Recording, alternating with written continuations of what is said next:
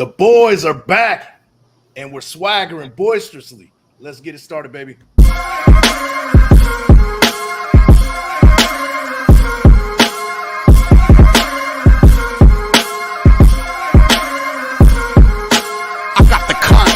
This is one of them hits now. Heard back from Earth, we just shot a few of my shits down. It's safe to say I'm totally pissed. Wow, my cloaking device is just malfunction. Guess it's time for a sit down. This is the problem I got with humans, mostly the common man. Constantly fucking with energy they don't understand. Always thinking they got the upper hand. The G-forces from my maneuvers can snap your spine like a rubber band. I shouldn't waste my time, they ain't half as nice. Put a Red Bull in your coffin so your ghost can have wings in the afterlife. That's why you roll like a belly dancer's rhinestone. It was my idea to shake the pineal gland like a pine cone. My thoughts create hurricanes, tornadoes, and cyclones. A punch for me is like an avalanche of granite and limestone. You live here, but now this is my home. I neuralize both your retinas. You wake up staring at the screen of your iPhone. Confused by the light plus the high tone. And now we connected from the microchip I placed next to your thigh bone. It's hard to understand cause you're mind blown, but I gotta cut communication. Your government just scramble they spy drones. That voice speaking Sumerian, the oldest language in human history. I can't explain it. Showtime, it's your boy, Big Mike Raider, writer and contributor for Planet Raiders. Hey, and guess who I found, man? Right to the right of me, right here. The other big body of Raider Nation, KaneTown Raider. What's going on, bro? Long time no see. Yeah, what's good, man? It's been a minute, but I'm back. Yes, sir. Yes, sir. And right below me, my Shieldmore brother, Hammer. What's good, bro? What's going on, man? Chilling, man. I see I got Thick Frame Nation above right now. There you go. Nice to see KaneTown back. Watch out down there. Yo, you're going to need some strong shoulders to hold us down, bro. But, hey, guess what? The guys are in the building. We got 16 in the chat. If you guys are just tuning in, make sure you guys like the thumb, hit the sub, and share with your folks. The Swagger and Boisterously Podcast, Episode 3. It's been a while. KaneTown, how you doing, man? How's everything? Doing good, man. You know, couldn't say that for maybe the last couple months, but things are settling down. Had some family issues. Things are kind of ongoing, but you know what? It's time to get back on the grind. Let's get it. Awesome, man. I'm gonna post this right here, guys. Go check out the KaneTown Breakdown. Hey, and there's the link right there. Let's get him to at least 100. Let's get him to 200. Let's get him to 1,000 today if we can, man. There's 17 in the building. I need all 17 at least to go over there and click that like button, click the sub button. Let's get this guy's numbers up. Shout out to Anthony Estrada. Shout out to Mike Downs and Sean Johnson. You know the what's his name? What's the guy's name? I can't think of the name. Damn, I can't think of that dude's name off the top of my head. He's the wizard of the Raider Nation when it comes to news. Today, Junior. You already know what you know what I mean, man. You know what I mean. There goes Graf right here, man. Shout out to you, bro. What's going on? So let's get started, man. We got some business to take care of. I got 10 questions for you guys, and I need to know what you guys think about this.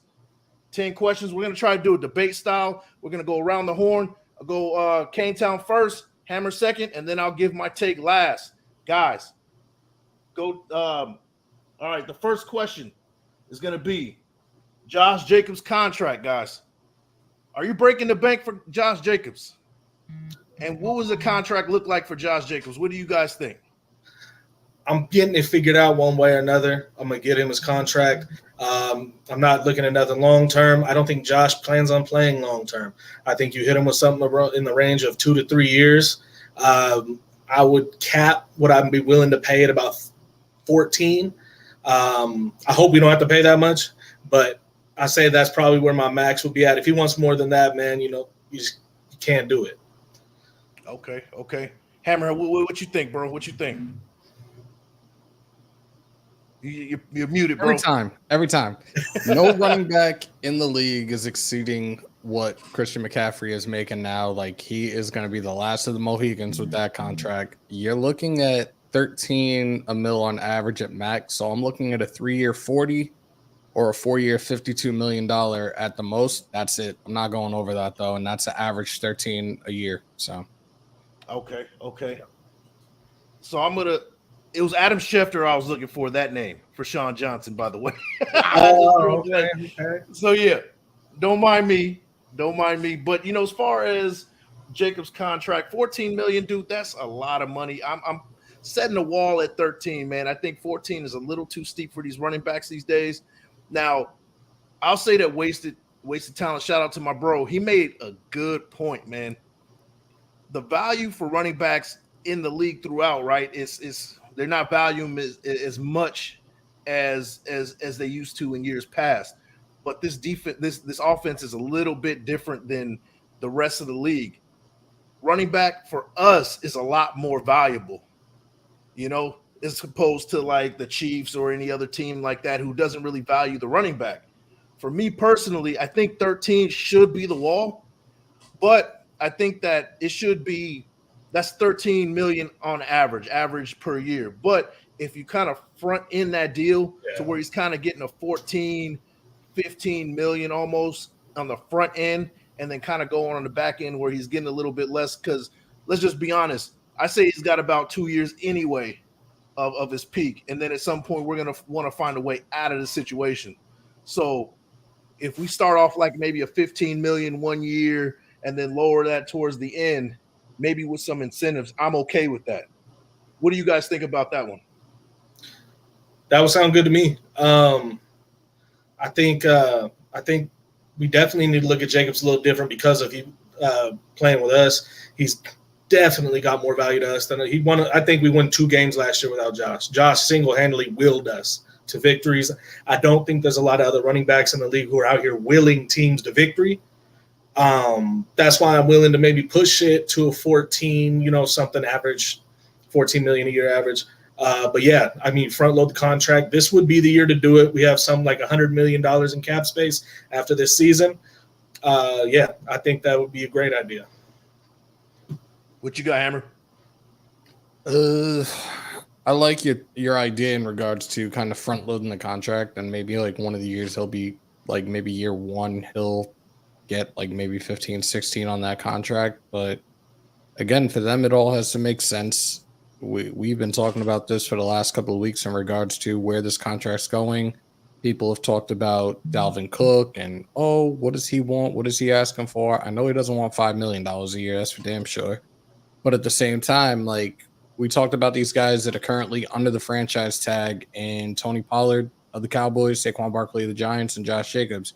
Right now, as it stands, if they were to sign their contracts, they would be the 4th highest paid running backs in the league, which still isn't bad. Yeah, I get they want what they think their worth is, and I get that. And like I said, I do believe 13 is pretty much the most we'll see out of it, like the next highest paid running back. But then over the next few years, that's going to drop. Like, the collective bargaining agreement does not expire for another 7 years. So these running backs need to get over it and get over it fast, because they're not going to be getting this high money that everybody wants or is expecting to get now.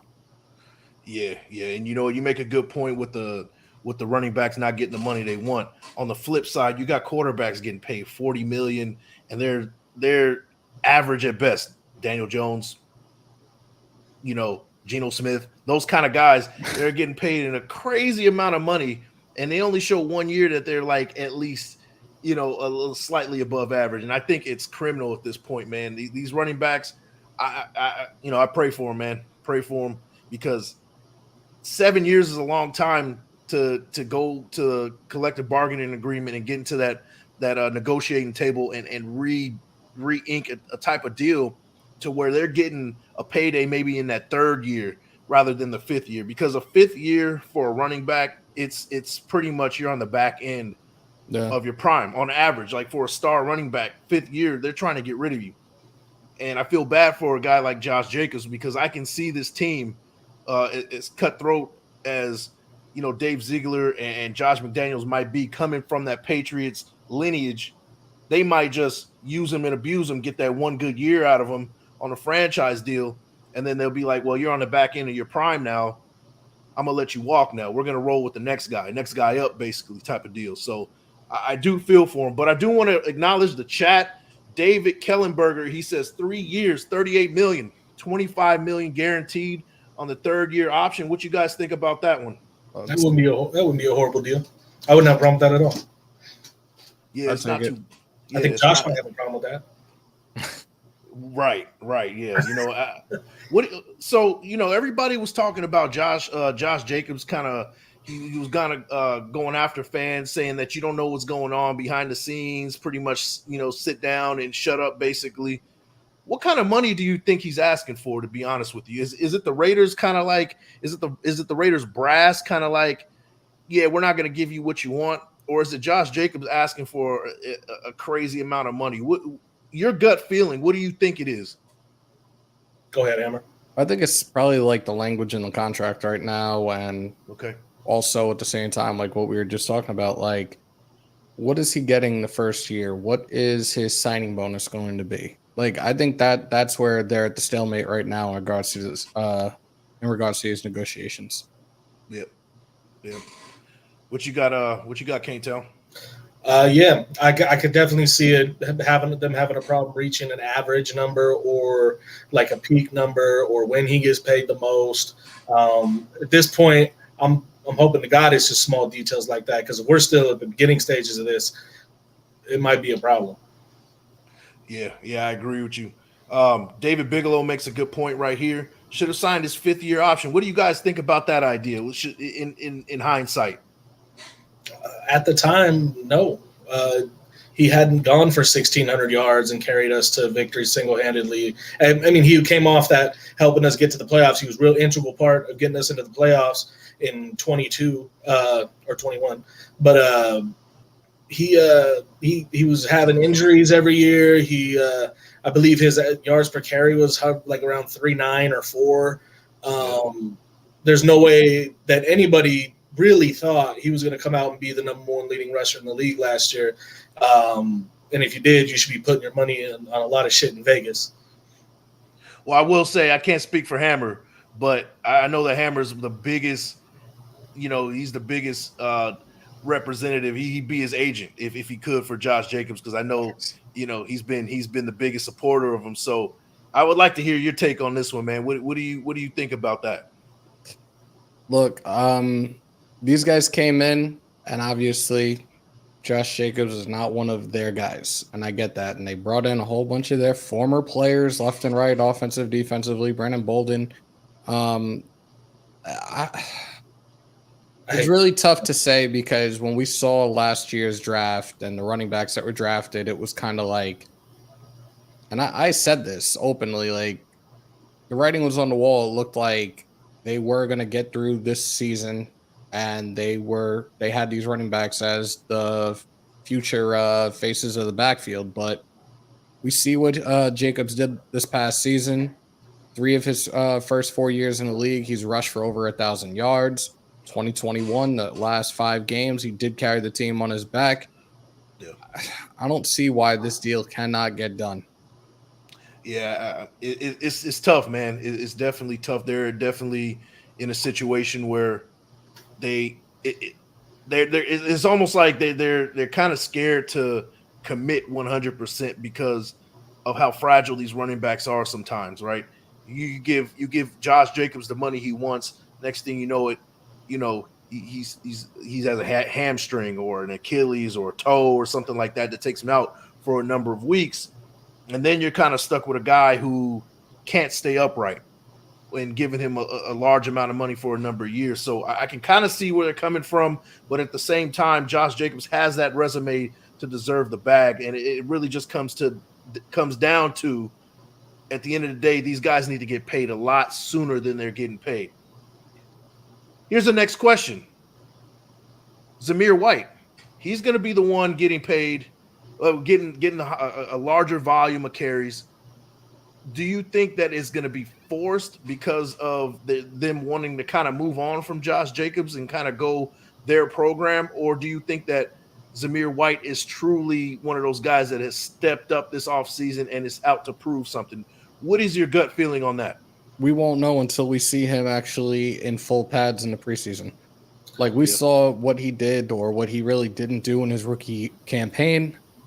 And it was kind of scary to see. Like his vision or lack thereof was just frightening to see. He had 2 breakout runs the entire year. I'm still I'm still not convinced yet. Zamir was out there like, "Where's the fucking pile?" and hit that motherfucker. Yeah, he's gotta prove us wrong going into his sophomore year. I hope that he is readjusted to this next level, and in his sophomore year, he does have somewhat of a breakout year. But I still think right now he's not going to be. We're probably not going to see him get too many touches if Jacobs is there. Yep. Fully agreement. Either Jacobs gone and Zamir's getting everything, or Jacobs is here and Zamir is getting a little uptick in carries from last year. Yep. I hear you. And Raiders Primo, shout out to you. I'm throw this question out there, and it's going to lead to throw this statement out there, and it's going to lead to the next question. It says, let me ask you this: is JJ a receiving back as well? CMC is both a power and receiving back. He can do it all, which is why $16 million. Which is why he's getting $16 million from the Niners. Which leads to this next question. And it's kind of what Graf said on the last show. It kind of had me thinking a little bit. And I know KaneTown, you've been chomping at the bit. You've been foaming at the mouth, ready to talk about this one. And I really want to hear your take on this one. What would you take for the Raiders? I'm not talking about for any other team or just in general. I'm talking about for the Raiders. Would you take a healthy CMC or would you take Josh Jacobs at this point? Healthy for how long? This season. Ooh. There you go. Hey, talk your shit, bro. Talk your shit. So look, if we're going to get Christian McCaffrey for the next 3 years, guaranteed no injuries, I'm going to take Christian McCaffrey just because of his receiving ability. In terms of just carrying the ball, Josh Jacobs is the best in the NFL. Maybe Derrick Henry's in that conversation too. There's nobody I'd rather hand the ball off to in the backfield than Josh. But if you're talking about complete back, dual threat, it doesn't get better than Christian McCaffrey. But like I said, if you're just talking about who you want to hand the ball to out of the backfield, Josh Jacobs dusts Christian McCaffrey every time. Okay, Hammer, what you got, bro? It pains me to say this because we all know JJ is my guy, but I watched Christian McCaffrey while he was at Stanford as well. The guy is a more complete running back than Josh Jacobs when he's healthy. Christian McCaffrey is incredibly versatile. He is a swing back. Jacobs is a downhill runner. So really the comparison with them, in my opinion, is apples to oranges. But if you want that full, complete threat, I'd have to go with Christian McCaffrey. And real quick, just to address Primo's actual question, yeah, JJ's good as a receiver out of the backfield, but Christian McCaffrey could line out there and go play wide receiver if he wanted to. Yep. Yeah, that's true. I think really what it really comes down to me is durability. Josh Jacobs has proven over time that he's just more durable than CMC is, and that's just point blank. Period. Yep. You're going to lose a little bit of the receiving aspect to it, but hey, Josh Jacobs can hold his own too as far as coming out of the backfield and catching the ball and making a play. He showed it against the Seahawks, got 300 all-purpose yards. So last time I checked, CMC didn't do that. So Charles Christian McCaffrey also played for the Panthers, and they don't run the same offense. They're playing to look. A lot of coaches, they know the best thing to do when it comes to guys that they have on their squad is to play to those guys' strengths. And we all saw Christian McCaffrey and what he was doing at Stanford. We saw what he was doing in Carolina.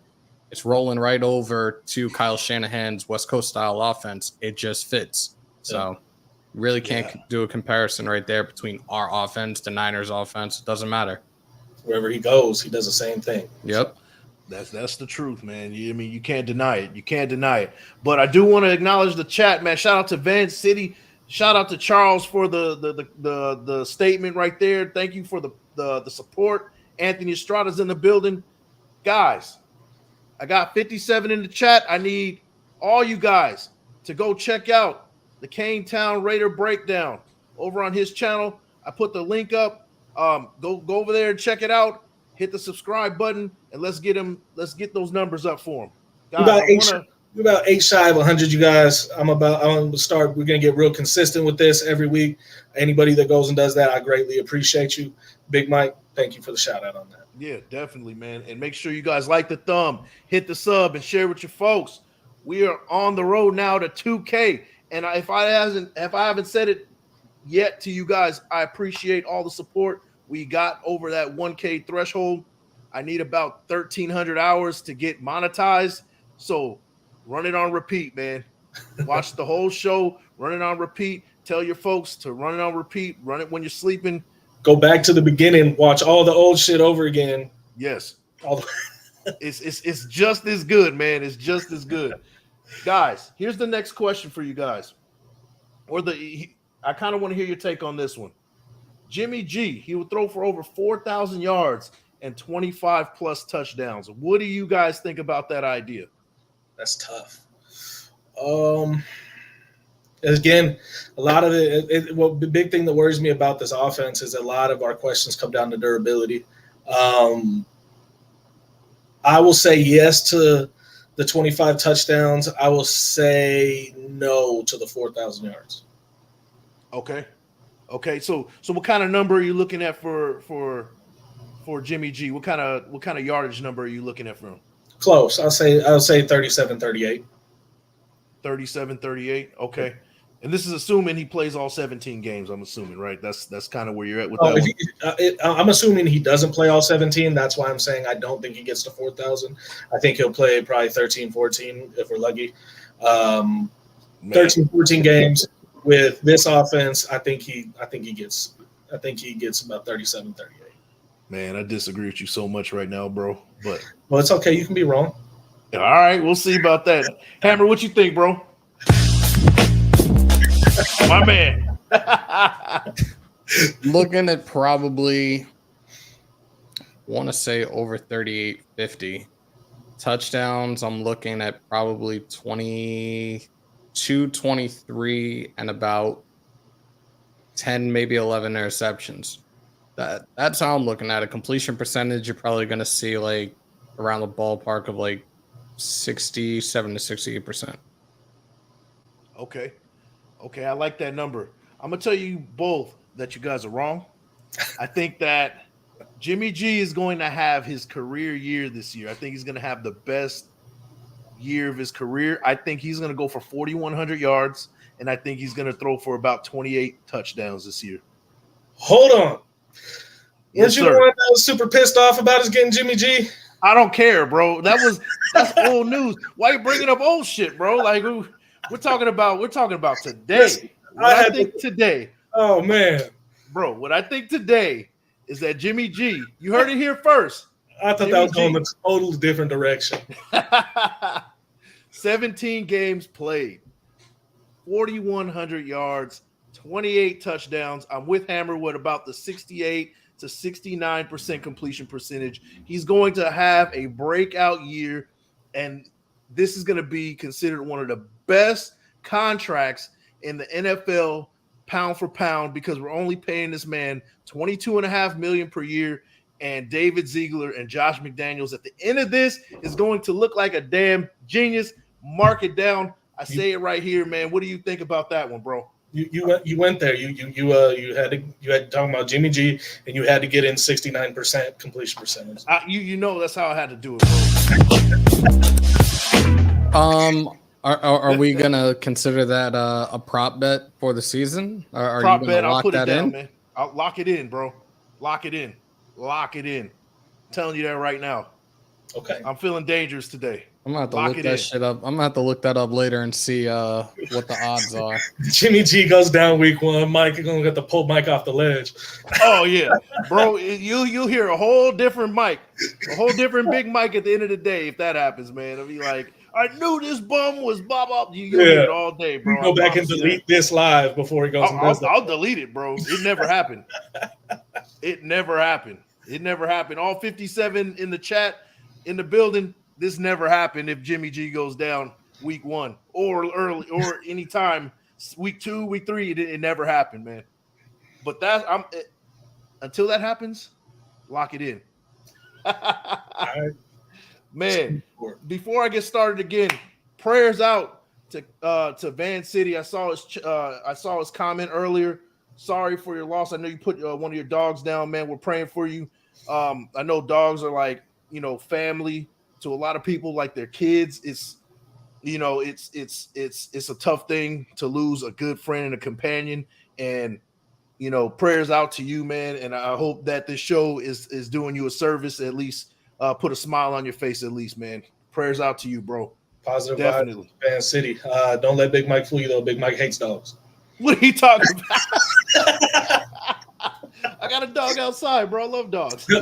See, Outside, bro. Hey, he likes fresh air, man. You treating your dog like Andy treats his. I know, bro. Hey, I'm not Andy, bro. Like Andy. I'm not Andy, bro. I'm not Andy. I'm definitely not Andy. Shout out to Ro in the building. Shout out to Cash Lord Raider. Hey, 60 in the building. Make sure you guys like the thumb, hit the sub, and share with your folks. We're making the thing grow, man. I need about 1,300 hours from you guys. I need you guys to watch the whole show, put it on rotation, hit the 30 days, 30 prospects, and see how wrong I was about everything, man. Go watch the whole series of that, man. Go ahead and check it out. I told you, bro, just create a playlist, and your people are loyal. They will just even play that shit while they're sleeping and let it run. He did that Absolutely, man. I'm definitely gonna work on that, bro. I'm definitely gonna work on that. Check it out from day one to today, man, and check out all my trash takes from November to today, where I said that Jimmy G was gonna throw for 4,100 yards. Guys, go ahead and check it out. I need the support. 4,500 yards, Mike. Come on, run it up. Don't be scared. I don't know about 4,500, bro. 4,100. 4,100. So let's go. Next question, guys. Next question. Shout out to Crypto Tales as well, my bro, for coming to support, man. Appreciate you, bro. Next question, guys. The 2023 Raiders offense is the best offense Jimmy G has ever had. What do you guys think about that? Facts. Yeah. I mean, you could put last year's 49ers offense up there too. But I don't think that the weapons have meshed so well with the system that he already knows. I think this is probably the best supporting cast he's had, plus the scheme, all that shit. This is the best he's had. He's never had a number one at any position ever. What about tight end?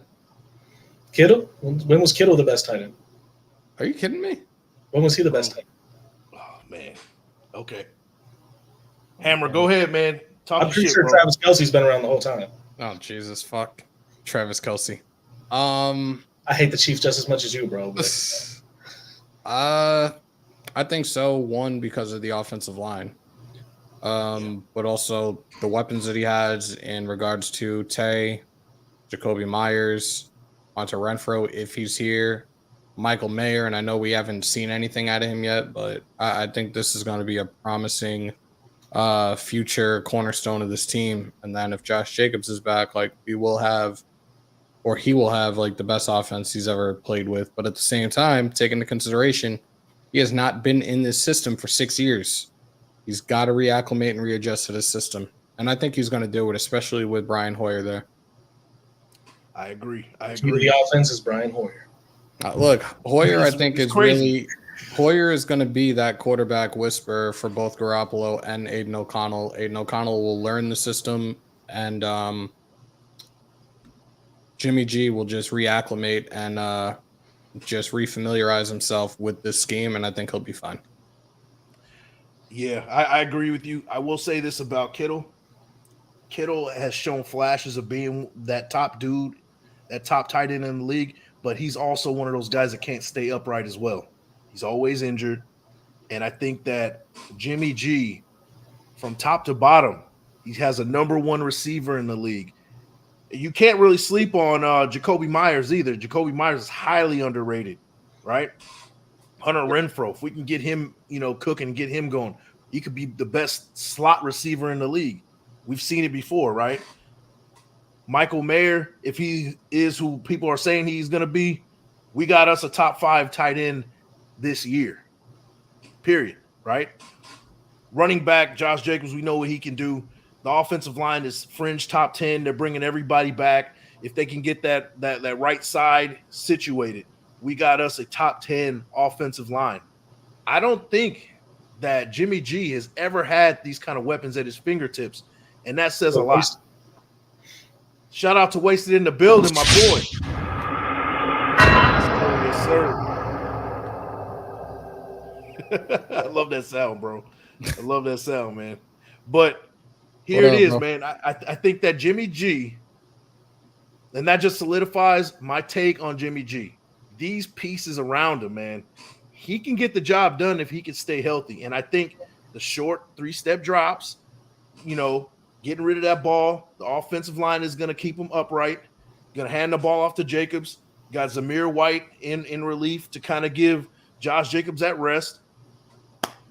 He's good to go, man. And I think this year he's going to show that he belongs as a starter. And like I said, I'm going to repeat myself. $22.5 million for a quarterback who's going to be playing at the level he's going to be playing this year. That's going to be a steal, and we're going to look back at it and be like, that was an absolute steal. I guarantee you guys. I promise you that one, man. What you guys think about that? Why can't season 1 be here already? That's it. Yeah, that's 76 days. 76 days, man. We were getting there, man. Here's the next question for you guys. Max Crosby will win Defensive Player of the Year. Make a case for Max Crosby winning Defensive Player of the Year. I mean, I feel like he should have won it over Bosa when Bosa won it. Dude's no, I don't think anybody improves as much every single season as him. Dude basically carries our defense on his back. He's the momentum. He builds the momentum for us. He doesn't just go for sacks. The dude's getting TFLs. The dude's getting hurries, pressures at an alarming rate. And with Tyree Wilson on the other side, now you can't just focus on Max and Chandler Jones over there too. Still, I think this is going to be Max's year. Yeah, I think he gets Defensive Player of the Year. Okay, Hammer, what you got, man? What you got? Put some respect on this dude's name. Real talk. Like, I think this is going to be that year where the league finally wakes their asses up and see what Max Crosby has been doing and all the work he's put in these last few years, especially, again, leading the league in pressures over the last couple of years. He's just not respected enough right now, but I think he's going to wake everybody up and prove everybody wrong this coming season. Yeah, I agree. And shout out to Wasted. He makes a good point. He has to approach that sack record if we aren't in the top 15. Now, if we're somewhat around 20, this has like 20th in the league ranking. What has to happen is a lot of turnovers, similar to what happened in 2016 when we made the playoffs. We were like 20th in the league in defense, but we had a lot of turnovers, which made the big difference for the offense. I think if Max Crosby can kind of replicate what he did last year around the 15, 16 sack mark, but he's also causing turnovers, maybe even scoring a touchdown, we can see Max Crosby winning that Defensive Player of the Year award. And it doesn't necessarily have to be top 15, I don't think. I just think that a lot of turnovers need to be happening. And I think with issues on the other side as far as pass rush go, we got our interior defensive line who's going to be a lot better. We got a solid rotation of guys that can come in and get after the quarterback better than last year. And I think because of that, I think that Max Crosby is going to be a problem because he's going to see more one-on-ones versus that left tackle. He's not going to see that tight end chipping him as much. You're not going to see a fullback chipping him as much. You're not going to see a slot receiver chipping him from the side because they're going to have to deal with the other side as well. So in saying that, he's going to get more opportunities to cause turnovers, make more sacks, and make big plays. And if he can take advantage of that, he can easily win Defensive Player of the Year, guys. What do you guys think? I'm looking at T. Severe's comment right now. It's going to take our defense improving to a better overall unit to get consideration. Micah, Quinnen, Sauce, or Woolen will get it. Shit. I can see Micah Parsons winning something like that, man. KaneTown fell asleep. His Wi-Fi, well, we already know how his Wi-Fi goes. He'll be back, though. He'll be back, guys. But yeah, that I can see Micah Parsons and somebody like that winning it. I mean, especially when it comes down to it, that those kind of awards go to the teams that are winning. But I have hope for the Raiders that they can win this year. I think they can win. A lot of people are selling the Raiders real low, which I kind of like this year because it's kind of almost the polar opposite of what happened last year. Where last year, you know, there was teams picking us. There was experts picking us to go to the playoffs, winning the division, going to the Super Bowl, this and that. And we kind of drank that Kool-Aid too, right? It was like, damn, like what, you know, this team looks pretty good on paper. We have a good shot to make it into the playoffs. Now it's kind of the opposite this year, which I kind of like because the expectations are low, and I think we're going to blow teams out of the water and shock a lot of guys. That's how I feel about it. Let me shout out to Wasted. He's got a good point right here. So the media doesn't really watch teams the way they think they do. The way they do. We need a flashy defense for them to be recognized. We also need to win normally. Guys in a bad team, normally guys in a bad teams have issues winning yearly awards. Yeah, usually you'll see teams that have like a defensive name behind it, like maybe we need like a name behind our defense. We need some flashy things to happen this year for that to happen.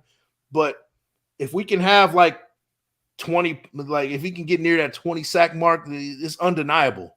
It's undeniable for him to win Defensive Player of the Year. What you think, bro? Muted, bro. You're muted. I think you're right. And we talked about this the other day in regards to people. Somebody in the chat had asked, what do I think or what do we think our overall defense ranking is going to be this year? And I said anywhere between 15 to 20, which is a vast improvement compared to last year's. So we shall see. I'm still very nervous, especially when it comes to our linebackers. But we have to see how this plays out, and maybe, just maybe, we could see some moves happen as we get closer to training camp. Yeah, absolutely, man. Absolutely. Shout out to everybody in the chat. We got Robert Delavara, Hug D's in the building. He says, I don't give a shit if the single player wins any award, just make the playoffs. That's award enough. I agree with you. I would rather be a no-name defense, a no-name offense, and we come in there and hit people in the mouth. We've seen the Patriots do it year after year after year.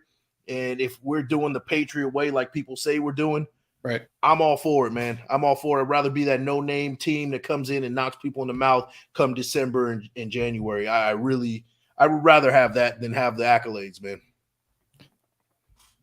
Oh, so, God. what you got, bro? Look in the chat.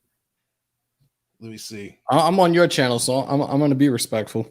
All right, man. We're not gonna acknowledge none of that, bro. None of it. Next question for you, man. Devontae Adams will have over 100 catches and 1,400 yards this season. Under 100. Because the ball's going to be shared around, man. Look, Tay is the elite of the elite, but you got Jacoby Myers, you got Jacobs. I got to see about, again, we still have to see about Renfro, and Mayer as well. The ball's going to be shared around. So I'm looking at probably, I think I said this the other day too. I know we're going to have him under 100, but it's probably not going to be like that far off. Probably looking at like 93, 94 receptions. And also touchdowns, I'm going to say 13, 14. Okay. Yeah, I know that we were talking about the over-under. They had Devontae Adams with 7 touchdowns this year. I thought that was real disrespectful. I think that I think the NFL and the NFL fans in general that aren't Raiders fans absolutely hate us having Devontae Adams. Well, of course. I think they hate the idea.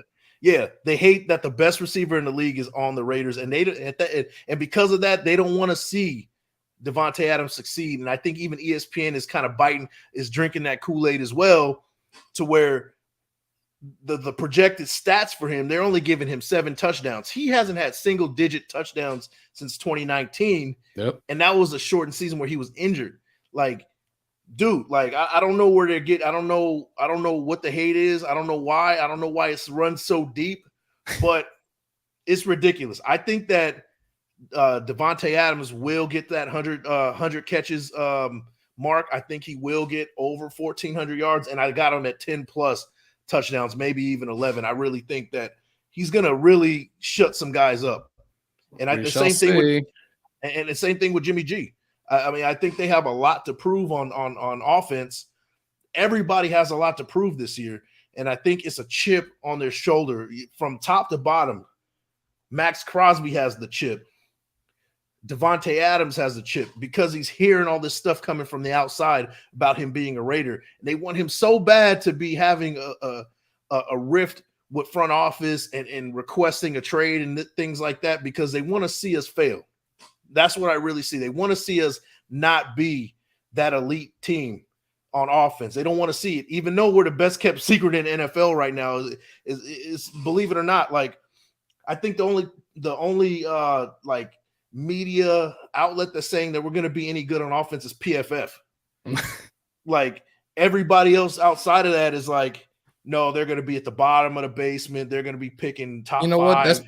That's because PFF is not biased, and we know how the rest of these media outlets are. And I've said this time and time again: we will forever be public enemy number one just because we're the Raiders. So, guess what? Absolutely. We prove everybody wrong.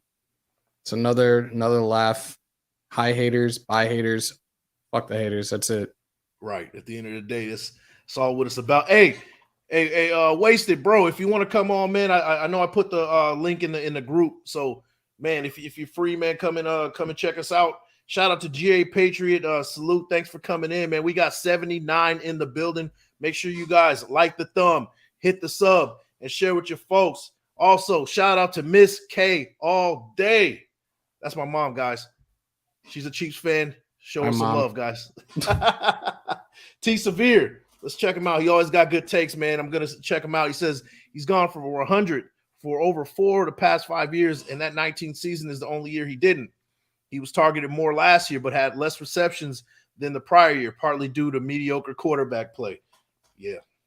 That's a fact. Yeah. That's a fact. That's a valid point right there.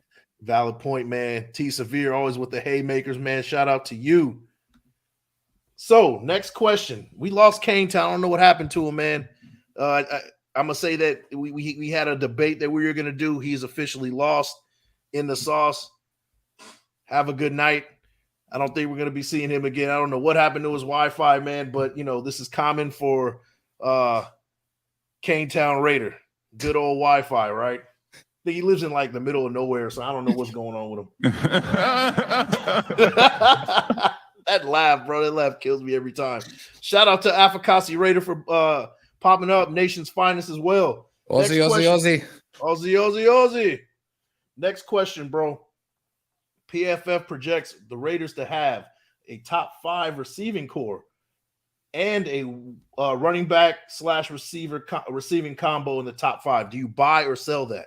I buy it because we're going into this season right now with Jacobs ranked 4th and Tay ranked as number 1s. And again, somebody that's relatively, he hasn't been playing in it for 6 years, but somebody that's already familiar with the offense, unlike the last quarterback we had who shall not be named. Yep. I can see it happening. I absolutely could see it happening. Yeah, I agree. Like I said, man, I think PFF is the only one that's giving us love right now. Yep. Everybody else is sleeping on us. One guy had us going 4-13 this year. It's ridiculous, right? Yeah, and NFL Network had the Jets going 13-4. Like, meth is a terrible drug, boys and girls. Right. You know what this team reminds me of? It reminds me of that team, the 49ers team from a few years back. The same guy picked the 49ers to go like 2-14 or 3-13, something like that. They ended up going to the NFC Championship or the Super Bowl. I think it was the Super Bowl. I'm not saying we're going to the Super Bowl. I'm not saying that. I'm not going to say anything that bold. I'm not going to be like lock it in Super Bowl, but this team reminds me of that team where we can come in and knock people in the mouth and surprise a lot of teams, surprise a lot of guys, despite what the media is saying about us. I think that we can be that type of team this year. It kind of gives me that feeling that that's what's going to happen. I don't know. What do you think about that, bro? I truly hope so, but I'm not gonna be like last year, like a lot of people were, and put the cart in front of the horse because we saw what happened. Like within the first 4 or 5 weeks, it was just straight downhill. I'm like, we're finishing 6-11. Like, and I'm not gonna be apologetic when I say it. We finished 6-11. I was like, it was just a sin, everything that was going on, and people are already, what's your prediction this year? Like, I'm giving you guys predictions. They're not my official predictions. I want to wait at least see the first 2, maybe 3 weeks to fully assess a concrete, concise 53-man roster to fully determine what our record could potentially be. Yeah. I think we got somebody who disagrees with us. Mike Downs, he says F, PFF, and he says our schedule is brutal. It's very brutal. And we're going against a lot of top-tier quarterbacks this year, too. Like, we open up against Russell Wilson, who right now isn't really top tier, at least from what we saw last year. But then Josh Allen right after, Kenny Pickett of the Steelers, and then Justin Herbert. Like, we have a very, very tough schedule. But again, doesn't surprise me at all because we always have a tough schedule. Yeah, we're always in like the top 5, top 10, the toughest schedule in the league. It's just what we do. And to me, I'm unfazed by it. I mean, this is what we go through every year. And we seem to play better against teams that we have no business, winning against. Guys, we got somebody else in the building. We just dropped KaneTown because of his Wi-Fi. And we just found my man Wasted Talent. What's good, bro? What's going on? What's going on? I mean, hey, that must be the biggest upgrade in Raider YouTube history. Jesus Christ. I love KaneTown. Shout out to KaneTown. What's going on, y'all? What's up, bro?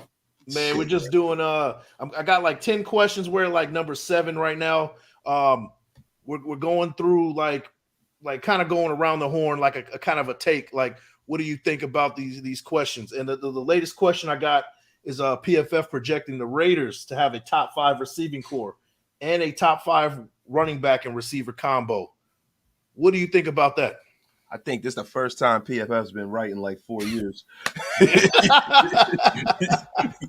I mean, it's evident. I mean, the only asterisk I put on that prediction is whether Josh Jacobs is in camp or not. You know what I mean? And whether he's ready to roll and he's in good spirits and he's healthy. But other than that, man, I mean, you got a guy in Devontae Adams who is a Swiss Army knife as a wide receiver. It kind of doesn't matter who's throwing him the football. He's going to be productive. That's just the long and the short of it. And Josh Jacobs is a guy who, with the offensive blocking scheme that we've had, oh, my God, the Yeti is back. What's going on, brother? What's good, buddy? Cooling, man. But, yeah, once again, man, it all depends on, whether Josh Jacobs is happy, he's in good spirits, and whether he's healthy. But if everyone's healthy and people play to the back of their baseball card, so to speak, we should definitely have one of the top 5 running and passing attacks. Yeah, I agree. I'm sorry, So, my screen. I'm going to ask you, Wes, I got another question for you, and I need to ask you this question because we kind of talked about Zamir White a little bit, right? And how it seems like it's coming from the Raider side that he's in the best shape of his life. He's in the, he's ready to go for his second year. Do you think that's authentic, or do you think that they're trying to find a plan B for Josh Jacobs in case he holds out, or giving him that motivation to come back? What do you see going on? Is there an agenda behind all this? Yeah, I think that's their version of what Josh Jacobs is doing in social media, sphere. Teams that are, as buttoned down as the Raiders are now because we have a lot of Patriot influence in our front office, they aren't going to play the social media games, but they're going to play the games as far as through the actual media. Oh, Zamir White's doing great. Our running back room looks good. All of that kind of stuff to kind of, devalue Josh Jacobs. Look, man, it's called, the art of the deal for a reason, right? If they were willing to just give Josh what he wanted, they would have bent down already and grabbed their ankles. They're not doing that. Josh Jacobs isn't doing it, and everybody's playing games until it gets to the 9th hour. I think too much is being made of the Zamir White caveat, too, because they drafted him. Yeah. You know what I'm saying? That's their pick. Their name's on that. They have to solidify and make that pick make sense when you got a guy like Tariq Woolen who's tearing the league up, who was right there for them to pick. It was a position in need, and they drafted 10 running backs. You know what I mean? It was really no reason for them to even do that with Josh Jacobs on the fucking roster. So at this point, when we look back on this is going to be one of those moves that we'll be like, oh man, we took Fabian Washington, we didn't take Aaron Rodgers. We took Jamarcus Russell, we didn't take fucking Megatron. We took, we can go and go. Right, yeah. I don't really want to do that. You know what I'm saying? We took Robert Gallery, we didn't take Larry Fitzgerald. Ben Roethlisberger, whomever. Are you trying to hurt us right now, Wasted? Yeah, I'm just saying. Listen, man, I lived it. You guys all lived it. And to be quite honest with you, Zamir White hopefully does not turn out to be that. But man, goddamn, Tariq Woolen is looking like a man beast out there at corner. I'm sure we could use him along with Nate Hobbs. You imagine we'd have made that pick?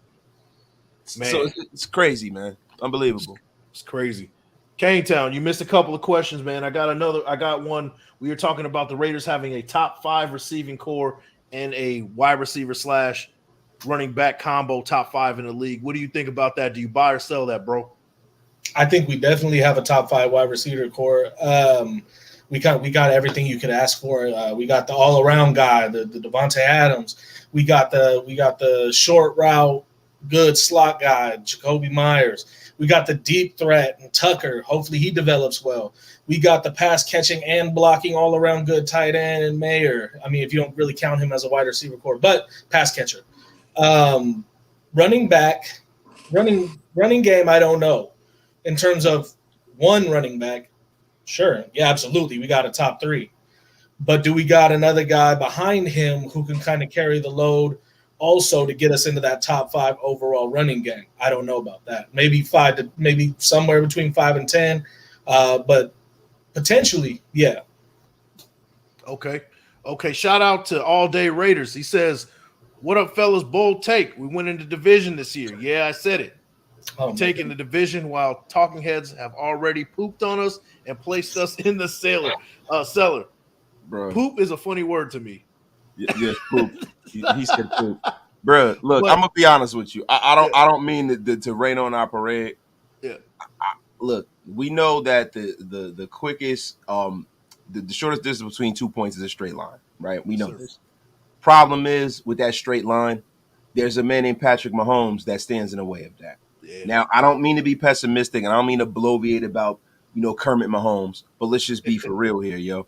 When you talk about having a great quarterback, and that's why it's so imperative to have a great quarterback. When you got a great quarterback in your division, you almost never win your division, bro. I mean, it is very rare. Look, like you guys want to see how many times people have won like the AFC South in all the years that Peyton Manning was there. Let's just look at this, right? Like 2003, Colts win the division. 2004, Colts win the division. 2005, Colts win the division. 2006, any of us Colts win the division and win the Super Bowl. 2007, the Colts win the division. 2008, the Tennessee Titans pulled it out. They pulled it out. Yeah. Right after that, though, 2009, Indianapolis Colts win. Yeah. 2010, the Colts win again. Right? You don't win a division, bro, when you have an all-time great Hall of Fame quarterback. Yeah, you can go to the AFC East and see the same exact fucking list with New England. Tom Brady, and before Tom Brady, it was a little different in the 90s because it was Jim Kelly and Dan Marino in that division, at the same time.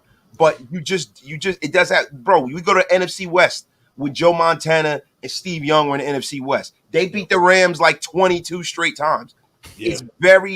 It's hard to win your division when you got an all-time great division. Look at the NFC Central. Nobody beats the Packers. All those years that Brett was there and all of those years that Aaron Rodgers is very, very seldom. You said NFC Central. That's how you know Wasted old as fuck. Right. It's the North, bro. Yeah, it's the North now, but it was the NFC Central when I was growing up. When the Bucks were there. Listen, KaneTown. Oh, here we go.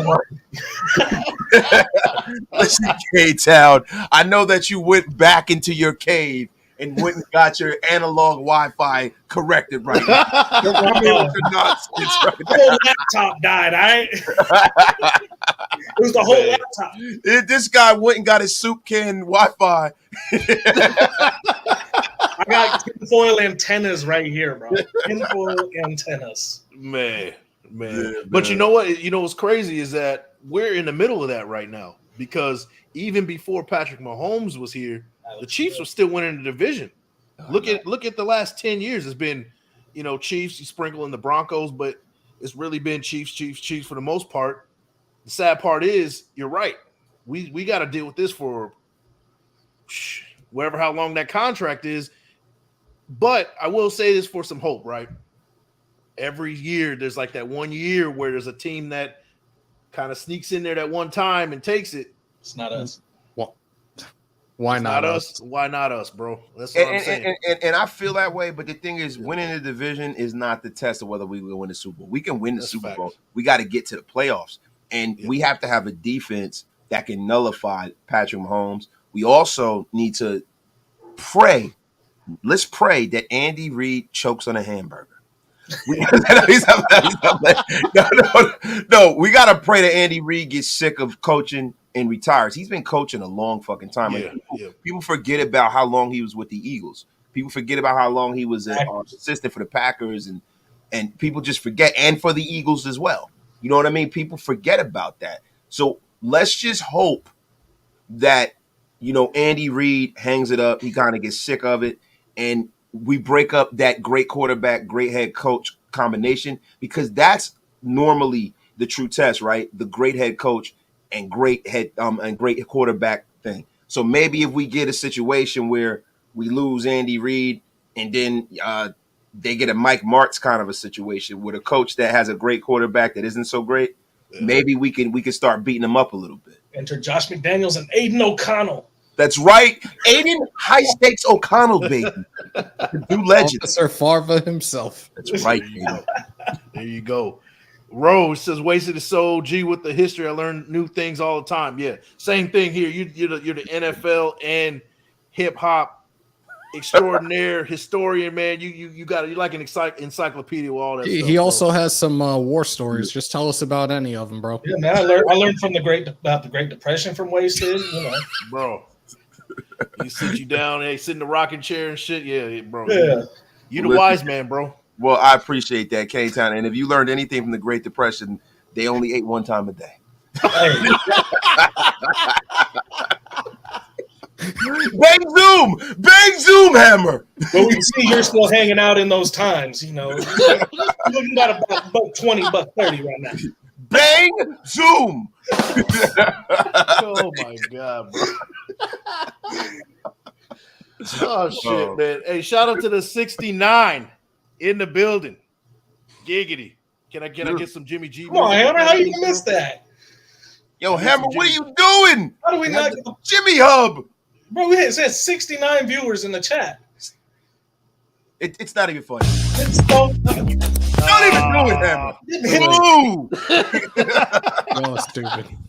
Everybody, make sure you guys like the thumb, hit the sub, and share with your folks. And Jasmine, just let me know. Shout out to you. We got 1.1K today. That's hell yeah. We were at 1,000 a couple days ago. We're at 1.1K today. 2K, man, 5K by opening day. Hey, that's right. Big Mike Raider, man, his YouTube flexing his YouTube muscles out here, man. I love it. I do my best, bro. I do my best. I got 3 more questions for you guys, man. The Raiders defense will be top 15 this year. Hell, you buy or sell that? Hammer, what you got, bro? 15 to 20. And look, I said it before. That's a vast improvement compared to last year. Yeah. I got 20 to 25. Ooh. That's a big improvement over last year, too. Oh, you're right. It is. Huge. That's a huge improvement, man. I mean, I can see it happening. The only problem is that we're dependent on a lot of rookies. And so what are the odds that these rookies play up to snub? Yeah. You know what I mean? So I can see us going from the 30s to the teens, but 15, that's a huge jump. I can see us going to maybe 18. If our front seven gives us 45 plus sacks, then I could see it. Otherwise, our secondary is going to get tore the fuck up this year. Man. Well, it's all symbiotic, right? The secondary has to hold up, and the front four's got to hold up. But even within that, right? A lot of this too is if we could sustain drives, if we're closing out drives, are we scoring in the red zone? It's a whole lot of different things. Are we getting off the you know what I'm saying, Kane? Because like last year our defense was bad, but it wasn't as bad as what people thought. I think our defense was put in a lot of really bad positions, and we had a bend don't break defense. I think the difference this year as opposed to last year is we have a lot more depth. We have a lot more positional depth. I think last year our defense would play well in the first half, and they would get spread so thin because they were just constantly being marched back out on the field, and we didn't have the bodies to send them in. And hopefully the way that they built this team, it'll be like the Chinese army. One soldier gets killed and they send 10 more. Let's just hope it's that way. You know what I mean? I'm just missing guys like Andrew Billings coming into this year, stuff like that, man. We had such a if you guys didn't know, we had a top 10 run defense. We did very well stopping the run last year, and then we don't bring back guys like Andrew Billings. While I like that we added a lot of depth, I don't think our starting rotation is as strong this year. Ooh, no. Well, I mean that's I don't know, Kane. That's a big one, man, because you know if you really look at it, man, I haven't seen anyone that we lost on his defense in the last year that was somebody that's going to be an issue for us losing. I think that we've improved all around the board. I really do, and I think the Chandler Jones caveat is going to be a huge caveat because we don't have to go out into the free agent market, or we don't have to wonder about our third pass rusher. I think this is the perfect situation for Chandler Jones' skills at this stage in his career. And having a guy like Tyree Wilson, man, if he's healthy, he's going to just wake up in the morning and get 7 or 8 sacks just by virtue of the fact that he is a physical marvel, and he'll never see a double team. Yeah. I'm looking at it real quick. Where do you get the Raider Mania shirt real quick? You want to talk about Raider Mania, brother? Let me tell you something, brother. You get it from RaiderPostBrother.com. You go check out Raider Post, brother. What you gonna do? Sorry, KaneTown. Sorry for cutting you off. I had to make sure, sure, bro. That was working. Go. Say what you were gonna say, bro. Say what you're gonna say. No, I'm saying at certain positions, man, we had guys solidified. Andrew Billings came in last year, really took over the run defense. It's a question like, who'd you rather have right now, Neil Farrell Jr. or Andrew Billings in the center? Who'd you rather have, Ryan Spillane or Denzel Perryman in the center? Who would you rather have, Rocky Sin or Duke Shelley right now? You know what I mean? Perryman over Spillane. Sorry, not sorry. Yeah, I mean, the thing with Robert Spillane is, you know, he's going to be on the field, right? Your ability is your availability. And when you talk about Neil Farrell, who I'd rather have than Andrew Billings, Neil Farrell Jr., the thick frame man himself, the great one. You know, he's younger, and it's not just about Neil Farrell Jr., bro. Look at all of the other rookies and the other people that we brought in. Then we're going to have a healthy Bilal Nichols this year, too. I think Andrew Billings played last year out of necessity, and you got to realize something about Andrew Billings. Andrew Billings is stout against the run, but he's not a big guy. He's a 6'1" guy.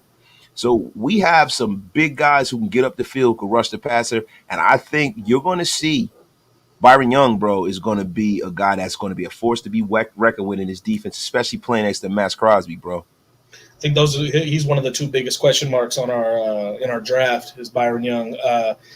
I think a lot rides on him. If he's really good, I think that really improves our chances of having a better defense. It's just like you were saying earlier, it's really hard to rely on rookies. Yeah, but he's one of the rookies that you're going to be able to rely on, brother. I'm just going to let you know. That's a guy, man. Like, you got to understand something. When you talk about defensive tackles, right, especially the role that they're asking him to play, getting up the field and you know, kind of, you know, holding position and having gap responsibilities and stuff like that. This is a guy who played in the SEC at a high level of football. He played against live bullets in the SEC. He's playing against guys he's going to be seeing at the next level. I think that guy will be fine. So did Alex Leatherwood. Yeah, but see, Alex Leatherwood was the difference. We knew Alex Leatherwood was a reach. Alex Leatherwood was a guy who was put out on an island by himself, and this guy is a guy that's going to be rotated in and out. Alex Leatherwood was in a position where we drafted him with premium draft capital. We put him in a position where we're depending on him a lot more than a guy like Byron Young. Byron Young is a guy that you can bring in as a situational guy. So it's a little different. He was drafted a lot lower. He has no pressure on him. And to be honest with you, the tape and the scouting report on Byron Young is clean. Everything about the guy is clean. Alex Leatherwood was a guy who should have got drafted when Byron Young got drafted. Yeah. Anybody who read his scouting report will tell you that. Don't blame the guys that were here before for being retarded.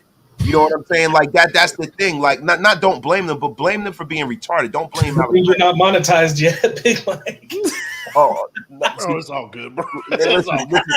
Listen, that's not something that'll get you flat, man. Listen, don't listen, man. KaneTown, you got a long way to go, man, before you understand this YouTube algorithm. You ain't wrong. Listen, man. Listen. Keep your baby nuts in the kiddie pool right now. let the masters work now. I do want to get to this comment, man. T. Severe makes a good point. He makes a good point, bro. He says, I think they can sneak in at 14 or 15. I think having a ball control offense will help. I also see us creating more turnovers. We had a 5 or 6 week stretch of being the number one scoring defense. That's a fact. Which is a fact. Also, you remember that 2016 defense, right? We caused a lot of turnovers, which made the big difference between us being a team that was on the outside looking in and being 12-4, even though we lost, DC that year. But we made the playoffs at 12-4, should have been 13-3. That's a different story, though. But the key to that team was being opportunistic and creating turnovers. They were 20th ranked that year, but they created more turnovers. The difference between us in 2016 and last year's team was that we didn't make any turnovers. We didn't create those turnovers. And I think this year, if we can create a lot more turnovers and be more opportunistic, it gives the offense more opportunities to score. And if we're better on the red zone, that equates to touchdowns rather than field goals. And in turn, that's going to make us a better defense. The ranking to me doesn't really matter to me as long as we are creating more turnovers this year. So that means we're like 20, 21, 22. I'm okay with that as long as those turnovers are happening. What do you guys think about that? I'm just hoping that Patrick Graham finally has guys that fit this system and can fulfill their assignments every single play. That's my top concern right now. Like, it's going to start with that front seven, obviously, for the secondary to truly succeed. But I'm just hoping that all these guys that we've brought in, whether it being free agency, draft, what have you, I really hope that everybody fits this scheme. We already know he will be the first man out the door if, God forbid, we shit the bed this year. Absolutely. Yeah, man. I mean, listen, Patrick Graham, there's much that's been made of the Black Picasso, and we got to make sure that, he's not the Black Jimmy Walker. You know what I'm saying? Or the actual Jimmy Walker. Terrible offense. We talk about how great he was in New York, and then people forget about some of the people that he had on that defense. He had some talented fucking players over there. And, it's an old adage from Bill Parcells when he left the New England Patriots. He goes, if they're going to let you cook the meal, they should at least let you shop for the groceries. I believe that he didn't shop for the groceries, but he wrote the fucking list. So he's not going to have any excuses when he was talking about last year. He need people with quickness and, they need to, be smarter and all. Remember all that shit when he's throwing the defense under the bus? I don't want to fucking hear it. I'm going to tell you something. If this defense is terrible and they're getting gashed, I want him gone. I want him fired. I want a pitchfork and fucking fire and flames. I want him gone. Because let me tell you something. You can't come to me and tell me that it's the scheme or it's the players. Nah, bruh. That means you just don't know what you're doing because you went out and you got who you wanted. You have these guys, they're here for a second year. They understand the scheme. They understand this and that. I don't want to fucking hear it. And I'm going to tell you something else, right? When it comes to McLovin better make sure that he takes his punk ass out there and sign Josh motherfucking Jacobs. He better go get him, bro, because this team is really a run-first football team. Yep. That's the dirty little secret about the Raiders. They're a run-first football team. And if you're going to think you're going to put Zeus out there and Brandon high-stakes Bolden, man, let me tell you something. We are in for a long season if Jimmy Garoppolo is handing that ball off to the motherfuckers. Josh better be here. I don't want to hear it. Everybody keeps talking and playing. And I know this has nothing to do with anything, but it has a lot to do with the defense. Because if you have a Josh Jacobs, your defense will be better because you can do ball control when need be. I don't want to fucking hear it. Go get Josh. Go get these young boys out there and get after it. God damn it! I'm sorry. You know what? Bro. I love the enthusiasm, and you know what? I agree with you. What you said last time we were together on the Over Under show when you said Josh Jacobs should getting paid in that $15 million range. I don't really care about what the running back market dictates, right? the running back is more valuable to us than it is to everybody else. And that was the point you were trying to make. And I agree with you on that. I would say that you front end that contract with Josh Jacobs getting $15 million this year, lower that down to maybe about $13 million the second year, lower down to a little bit, maybe about 8 or 9, with some incentives that third year. Yeah, and it's a trap door at the end. And then move on from there. I agree with you 100%. The running back is the key this year for us to be successful. And it's offense, defense is complementary. It's complementary ball. The defense is playing well. The offense is going to have more opportunities to get the ball and score. It's vice versa. You got bigger leads on offense. The defense can pin their ears back and play better, getting after the quarterback. So it's a complementary game, man. I agree with you 100%, bro. Yeah, man. I just you can't sit up here and sell to me that Zeus is going to be an apt replacement for a guy who led the league in rushing. Like, I'm not saying that he's not going to be, a good complimentary piece. He's not going to be a good young back. But, bro, there are a lot of things that Josh Jacobs covers up that people don't realize. He covers up the deficiencies on the offensive line a lot of times. He breaks so many tackles. He's a good blocker. You know what I'm saying? Like, there's so many things that Josh Jacobs wears a defense down. You know what I mean? Like, people make business decisions when Josh is coming downfield. Oh, my God. Yes, the great and powerful Swag Jeff is in a place. Yes, Yo, Swaggy, I'm going to text you, bro. I got to get you on the show this week, bro. I got to get you on the show, bro. I've been waiting, bro, till we had some stuff to talk about. But, Swaggy, you know what? We got to link up. Raider Nation Unlimited, Swag Jeff, Wasted Talent. It's the show that needed to happen, that you guys needed to see. It's going to happen this week if he's not busy. Yes, sir. Swag Jeff, you're a hot commodity. I'm definitely going to be hitting you up as well. I definitely want to link up with you this season at some point as well, man. Shout out to you. Thank you for the support. Thank you for the 75 that's in the building. Make sure you guys like the thumb, hit the sub, and share it with your folks. Guys, I got 2 more questions, and we're out of here, man. 5 cornerbacks last year made the team. That was on the final 53-man roster. Assuming that we keep 5 cornerbacks, who is the 5 that's making the squad this year? Hammer, I want to hear from you first, bro. What you got? Fuck. Well, we talked about this the other day, and I said 6, but Hobbs, Hall, Shelley. That's 3 so far.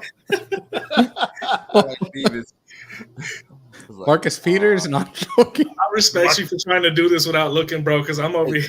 Like, yeah, I'm not looking. I have nothing. I have no screens up right now. Fuck. Nate Hobbs. I said Hobbs. That was like the first dude. Jacorian Bennett. That's 4. 1, 2, 3. Who? I said testes. 1, 2. Stupid ass. That's 4. Did you say it's not going to be Amik Robertson, so I don't know. Everybody hating on Amik, man. Don't want no short people. That's why. Yeah. T. Severe says Hobbs, Paul, Shelley, Bennett, and Shelley, I forgot about Facing. God damn it! All right, there you go. There's David Long Jr. I don't think Long. I think Long, Amik Robertson are probably going to be the odd men out. I do. Okay. Wasting what you got, bro. Number 1, Nate Hobbs. Okay. Number 2, Jacorian Bennett. We just drafted him, right? Yep. Number 3, Duke Shelley. We went out in free agency and got him. Number 4, the great and powerful Amik Roberts. I think this team likes Amik. I think Amik Roberts is a guy who got a couple picks for us last year. He's got that dog in him. And he's just a tough son of a bitch. He's a survivor. I think he's going to make it. And, I'm going to have to say Webb. Because he fills that role. And I know we went out and got Facing, but Facing is a guy that if he plays 2 games, he's a good corner.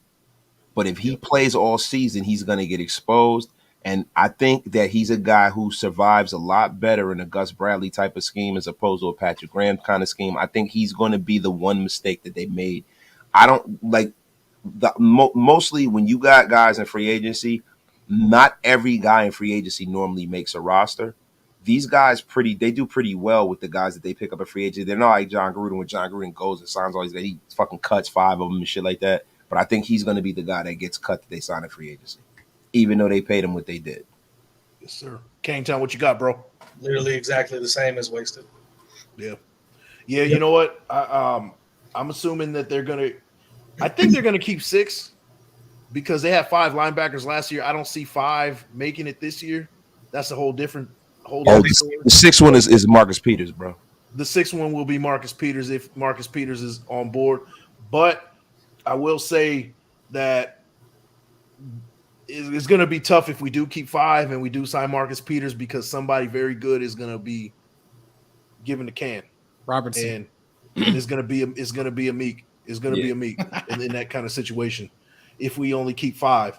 I think that this year they will keep 6 and only keep 4 linebackers. That's kind of my thought process on that one. Shout out to the 81 in the building. Make sure you guys like the thumb, hit the sub, and share with your folks. Last Tim question, Brown. guys. Tim Brown number, baby. 80. Now it's at 84.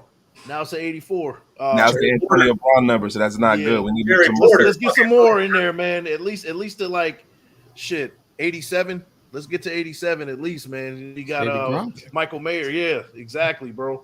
Last question, guys. Raiders season prediction and bold take. I need to hear a season prediction, a win-loss record, and a bold prediction. Hammer, I'm going to let you think about that one. KaneTown, we're going to start with you, bro. Go ahead. All right. So my win-loss prediction is 8-9. 8-9? 8-9. I think our division is going to be a little tougher than it was last year. With the Chargers and the Bronx, I think they're both a little better. I think the Chiefs are the Chiefs. And I just don't have a lot of faith in that defense yet. Hopefully they prove me wrong. Bold take. Trayvon Merrick gets 5 picks. Trayvon Merrick with 5 picks. All right. Wasted, what you got, bro? Bold take. I got a bold take. Jimmy Garoppolo has a foursome this year in the locker room at halftime.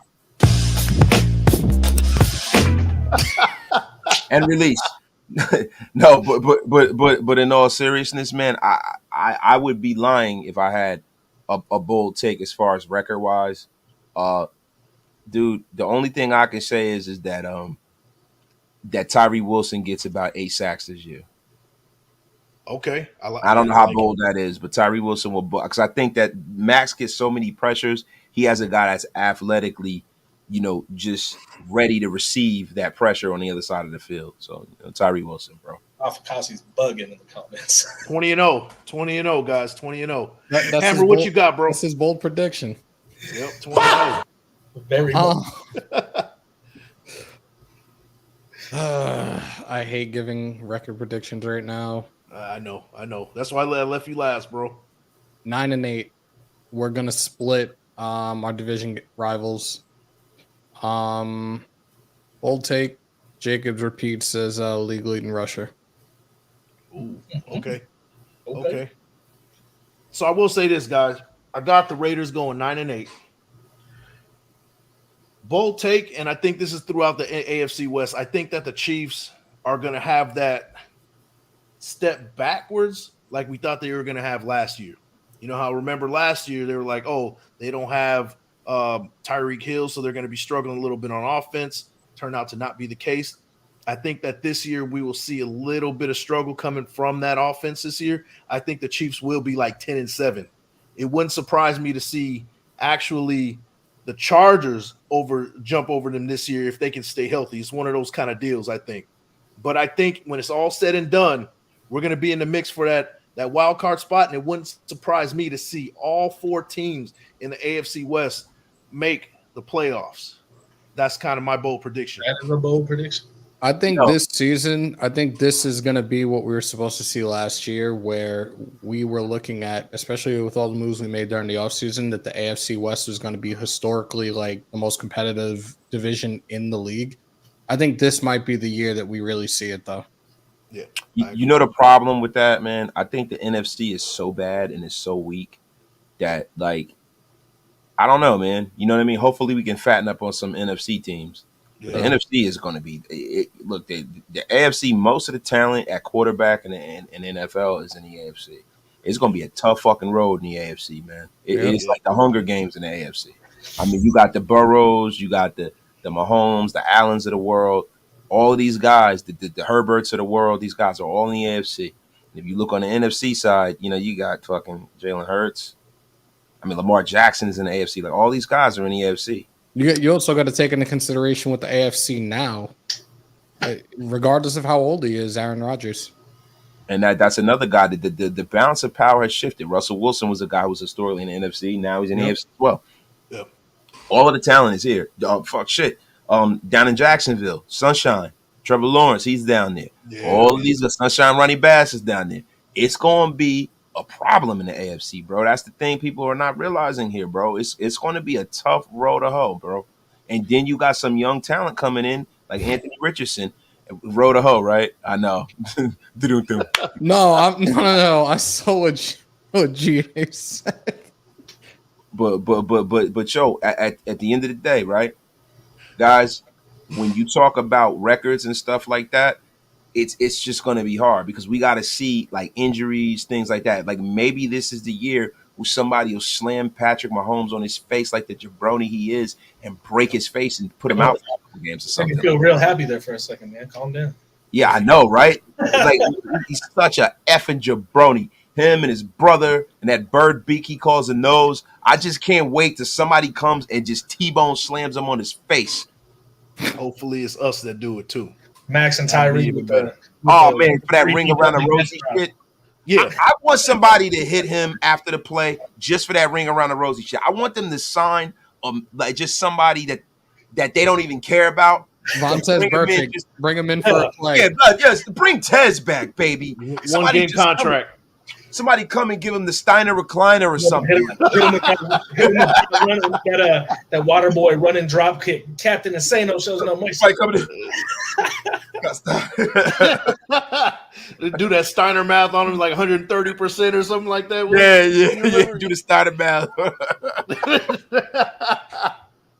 Man. Shout out to T Severe. He's got a good take. He says the Eagles went from getting dog walk by us to being a Super Bowl team. A lot can change in an offseason if you stay healthy and your coaches get the right guys in the system. I think that's something to kind of rest your hat on if that's what you believe in. If you believe this team is on the same page with the front office, with the coaching, we could very, very well be taking that next step this year and moving us to elite territory. It's a possibility. I don't see why not. And this is the building blocks this year. This is what we're seeing this year. This is the building blocks. And, you know, if we're ahead of the curve, great, man. I'm all for it, man. Guys, we got 80 in the chat. I need all 80 of you guys to go ahead and like the thumb, hit the sub, and share with your folks. We're wrapping this thing up. Shout out to everybody in the chat who has blessed the channel, who has shown support, shown some love, came out to hang out with us on this Sunday evening. Guys, I need some last words from you guys. We're going to start with Hammer. Let me know what's up, bro.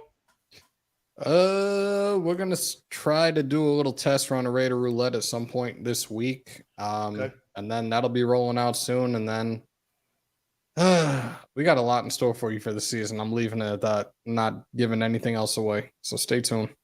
Man, love it. Love it. Wasted, what you got, bro? Never tug on Superman's cape. Never piss in the wind.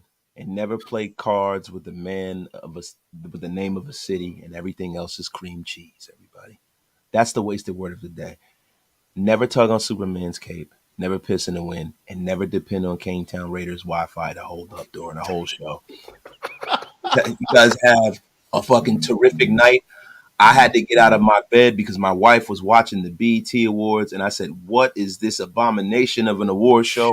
What the F is going on here with our culture? People still watch that shit? Yo, my wife, I told my wife, I said, yo, you are up here watching these young heathens. What in the good fuck is going on? Goodness gracious. What is going on? I said, I got to get the fuck out of the bed. This is crazy. Man. Yeah, I definitely couldn't take none of that, man. Definitely couldn't. But guys, I think I'm gonna wrap this up. Shout out to everybody in the chat. GA Patriot, Mike Downs, Ryan Rangel, shout out to you. Van City Raider. If I haven't mentioned any of you guys, no love lost. Thank you for the support. Now, with that, guys, we're gonna call it a night. We're definitely gonna watch the BET Awards and watch them shuck and jive all day and night. That's right. Definitely don't want to be doing that. But with that, guys, you guys have a good night. Take care. Well, shit. Wait. Never mind, false alarm. Now, we're peace out. Peace out, guys.